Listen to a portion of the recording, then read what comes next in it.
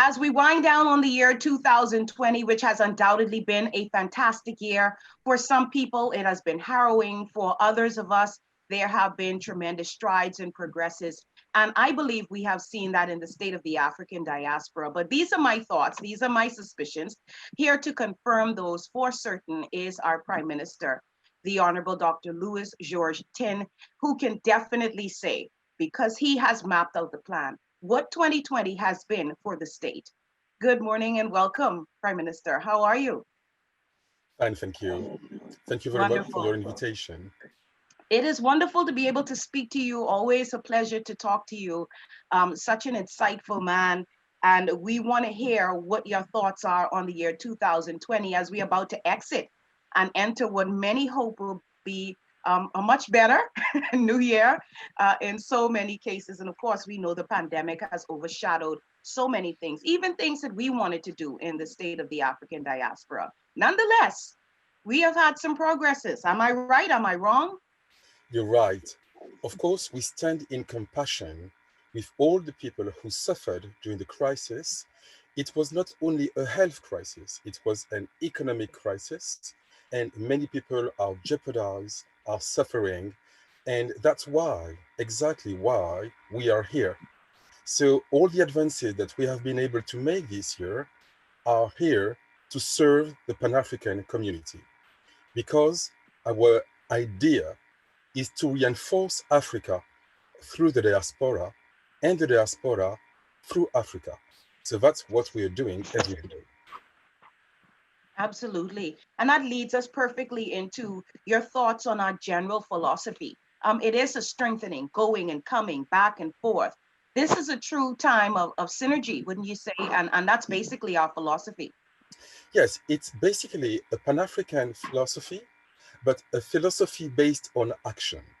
This is what people need to see, a transformation of everyday life. So that's why Yeah. we have a whole program of action in all sectors of activity, from finances to health, through education, culture, agriculture. But in general, I would say that what is important is unity. In fact, people see Africa as a collection of poor states. But in my view, in fact, Africa is as big as India. They have the same population. They have also the same GDP, the same economy. So we should be seen as the sixth power in the world.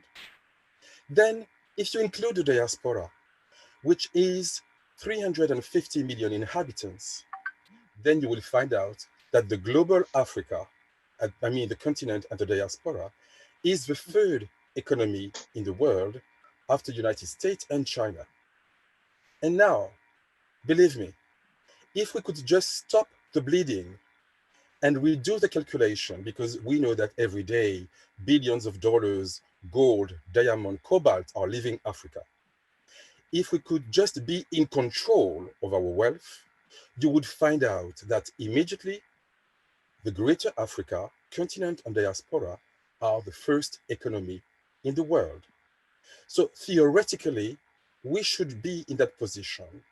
So my work is to make sure that we are in control of ourselves, in control of our businesses, in control of our land, and then we will be in a position to be reunited and to be the first.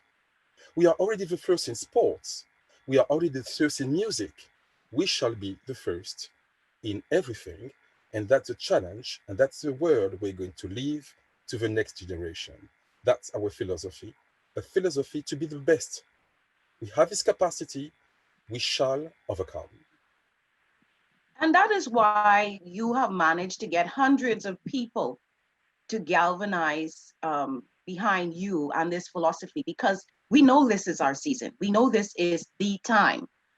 The world is ready for this. If it had ever been, certainly 2020 proved that everybody is ready to see Africa take its rightful place. And there is such a thrust toward that.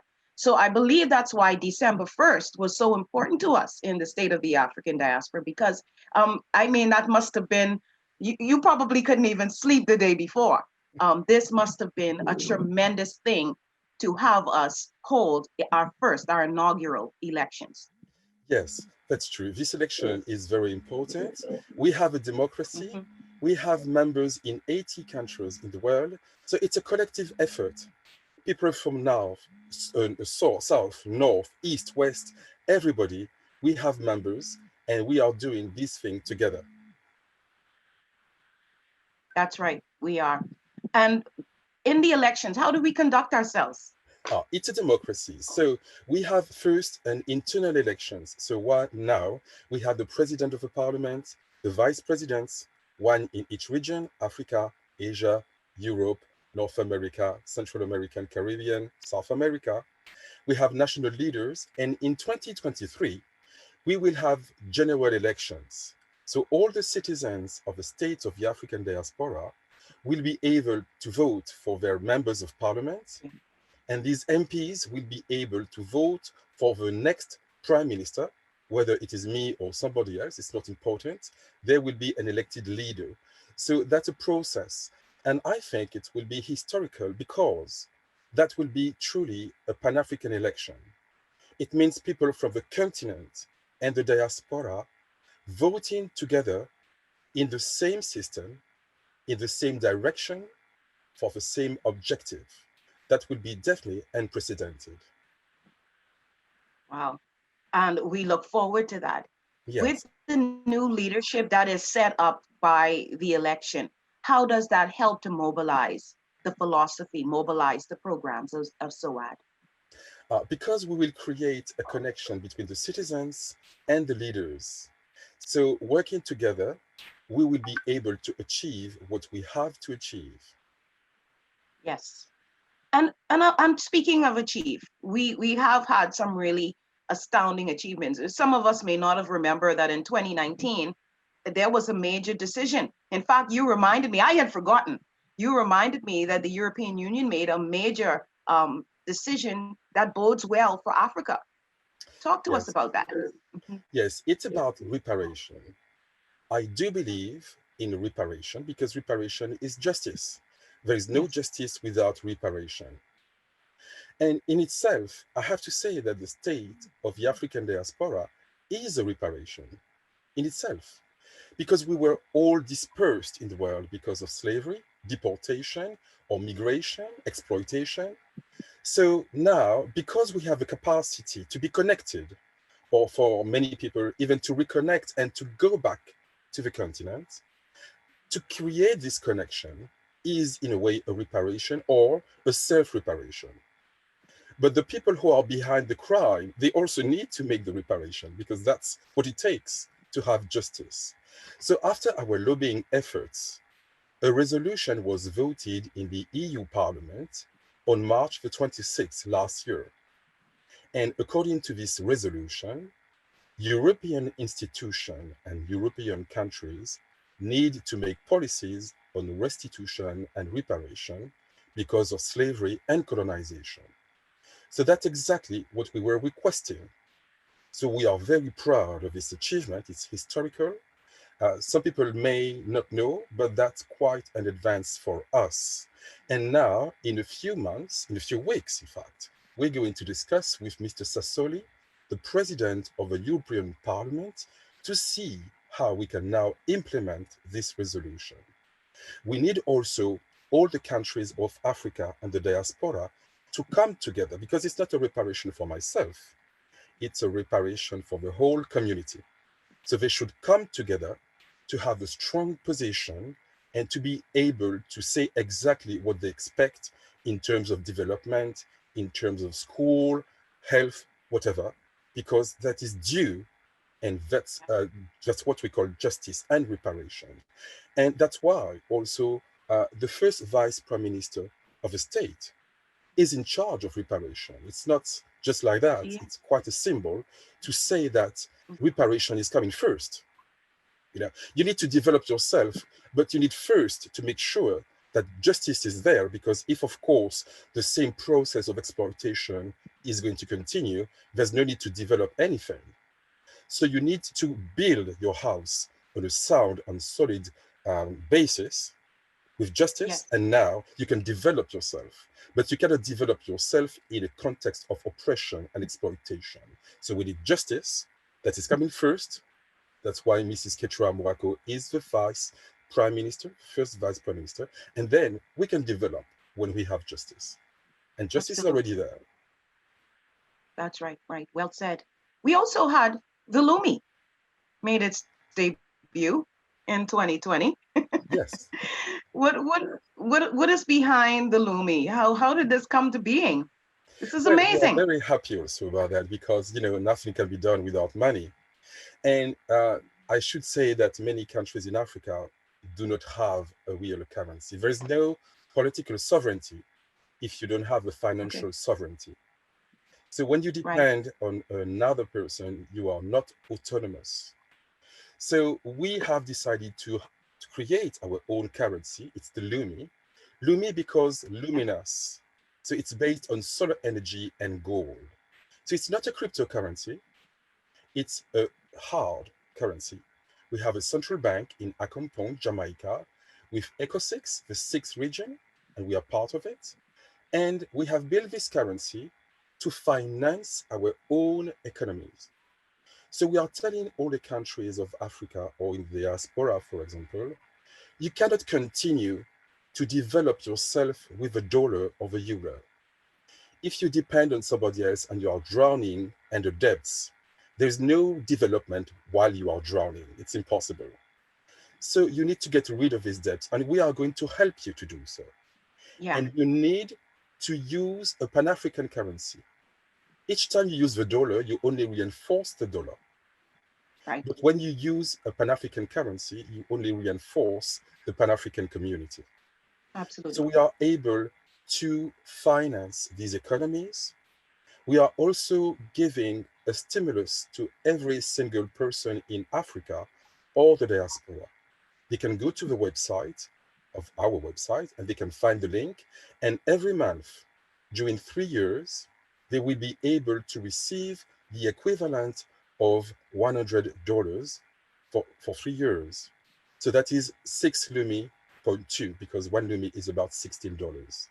So for 3 years, they will be able to receive their monthly stimulus. So we are helping our own people and we are Mhm. also helping our own states to make sure that during this crisis, we spoke about this economic crisis we are going through, Yes. they are able to reset, to change the paradigm. They are going to, well, if they want, they will be able to start a new process outside of the euro, outside of the franc, outside of the dollar, with a truly Pan-African currency. Absolutely. We've got a lot of Lumi. Yeah, We've got a lot of Lumi. Tell us how yeah. much. Oh, in fact, it's more than billion, it's trillions. Because Trillions. we have many opportunities in energy, in gold. So now we have the capacity to finance ourselves. So that's what people need to know. We have this capacity to finance our agriculture, our school. We do not need to depend on anybody else. The only thing we need to do is to be in control of our wealth. Yeah, absolutely. And that's how we're going to build these Lumi cities, which we chart as another wonderful accomplishment of 2020. Yes, Mhm. the name city, I mean, this Lumi city was coined by our vice prime minister, and because it's smart city. But a Yeah, smart city is a connected city, usually a green city. But yeah. because it's going to be financed with our Lumi, it's going to be a Lumi city. I love So it. we launched this program. Yes, Yeah. we launched the program 6 months ago, and now we have more than 30 programs of cities. People coming to us to say, Wow. please, would you like to build a city with me? I have the land, but I don't have investments. And we say, well, we Uh, have investments and we don't have the land. So we can certainly right. cooperate, make a joint Yes. venture. So that's what we Yes. are doing. We have cities from Mauritania to Zimbabwe, through Congo, Wow. Togo, Liberia, but also in the diaspora, in Haiti, for example, even in UK or United States. We need to have these places, green places, uh, and places where people from the diaspora and from Africa will be able to reconnect, to share their destiny, to know each other. So that's really part of the program of repatriation, and that's the decade of great return. because the great return is also connected to these cities, these Lumi cities, where people will be able to return to their source, to return to the continent, to return to the motherland. And how large are these parcels of land that are being sort of negotiated as we build the Lumi cities? Well, usually they are between 50,000 hectares and 100,000 hectares. So that's large. You can make a whole city in Yes. that. And Yeah. that's very, very impressive for me and even moving when so many people are coming to us. We didn't make any publicity. I mean, there is no flyer about that. We didn't have the time. We were overwhelmed with proposals. People Wow. just telling other people, "Oh, you have some land. You are an organization. You are a kingdom. You are whatever. Please call the prime minister. Ask Yeah. him if he could invest in your country." So people are coming every day. We don't have to make any publicity. We have some work for the generations that are coming, but we want the cities to start, I mean, the actual building, because now we are in the legal process, the financial Mhm. process, and we want to start the actual construction in 2023. So it's really a matter of years, not of decades. Wow, that is just awesome. And you said something just now that sort of triggers a point that we have to make. You are so accessible. You are so accessible. When do you sleep? Never. We have no I believe time to that. sleep. No, no, no. We I have no believe that. I time. believe. I believe if we turn you around, there may be some Lumi battery running your charge. No, we have no time for sleeping. And No in time. fact, the fate of the African diaspora never sleeps. Because Yeah. when people wake in Hawaii, others are going to sleep in Hong Kong. We have people in all the sectors of the earth. So it's Mhm. impossible. And when I want to phone to some people in China, it's exactly the time when people in Brazil are going to sleep. So it's impossible Yeah. to sleep. We have no Oh my time. gosh. We need to be Oh my first. goodness. We need to move forward. And we are, and we are. Thank you for that. Food security and agriculture also huge for us. We managed to feed thousands of people. This is remarkable, especially during this pandemic year. And we were able to launch something pretty unique at the end, before the close of 2020. I don't think our second vice prime minister would have had it any other way unless we got this agriculture business off the ground. I'm not going to say the official name. I'm going to leave that for you to do, Mr. Prime Minister. But do tell us about food security, how it started and how it concluded for 2020 in your mind. Yes, we have been able to achieve the West African Commodity Exchange. So it's really in existence, and it's based in Togo and in the Gambia. The siege is there, and we have 21% of the shares of this commodity exchange. We don't have any problem of agriculture in Africa. In No. fact, we have been the first people on earth, and obviously the first people to grow food. So all the things that other people know about agriculture is coming from us.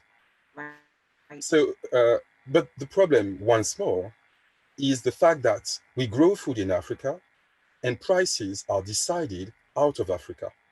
That means we don't control our resources. For example, you know that two-thirds of cocoa are produced in Ivory Coast and Ghana, but prices are decided in Switzerland and Belgium because they control the business of chocolate. And their children Right. probably think that chocolate is growing on trees. They know nothing about chocolate, but they control the chocolate business. That is Yes. Yes. unacceptable. And Mr. Yes, Johnson, it is. who is going to speak, Yes. also is very strong. He's going to say what he's doing in that area. So he's also in charge with our Minister of Agriculture to work on all these programs of action in terms of agriculture. And we are Right. now seeking to create the Pan African Agricultural Commodity Exchange, the PACE, which will be truly Pan African and which will include all the regions of this community. And we will be able to provide resources to the farmers, pensions, insurance, because their activity is usually jeopardized whenever it's too hot, or whenever there is a hurricane, or whenever Yeah. there are some locusts or anything like that, they lose Yeah. everything. They don't have any cash. They don't have any future. The children need to work in the field as well. They cannot go to school. No, this needs to stop. We have the capacity to do so, and we are actually doing it already. So that's something that is very important, especially because we are exposed to global warming. We all know that Africa only contributes for 5% of the global warming, but two-thirds of the countries that are most exposed to global warming are in Africa. Yeah. It means that we are paying for the others. We are suffering because of the others, and they are not going to pay for us. So they don't want to hear about climate reparation or climate justice. But we need to work on that, because if we don't do it, and if we don't do it as a matter of emergency, all the horrible picture we used to see in the 70s, you remember all these horrible photos of the children with all the flies around. Mhm. These images that were history may become our future, and we do not want that to happen. So we are ready to invest the equivalent of $1 billion in Lumis in the diaspora and $1 billion in Lumis also in Africa to make sure that we are in capacity to provide food sovereignty and food security for our people. And as we, sort of look back on 2020 and the accomplishments, and as I say on behalf of all of the members of parliament, a hearty thank you for having the courage to unify such brilliant people, hardworking people, pure-minded people toward this just revolutionary goal and revolutionary country that is the state of the African diaspora. We think about the future as well, of course, as you enter a new year. You're thinking about the future and what is to come. And we have quite a number of exciting things on the table. One of them springs to life in February and concerns who are our most precious resource, our children, our youth. Give me a glimpse into 2021. Yes, if you want to invest for the future, you need to invest in the young people. So education is key to do that. So one of our roving ambassadors, our youth ambassadors, Collins, is working to create the Cyber Future University.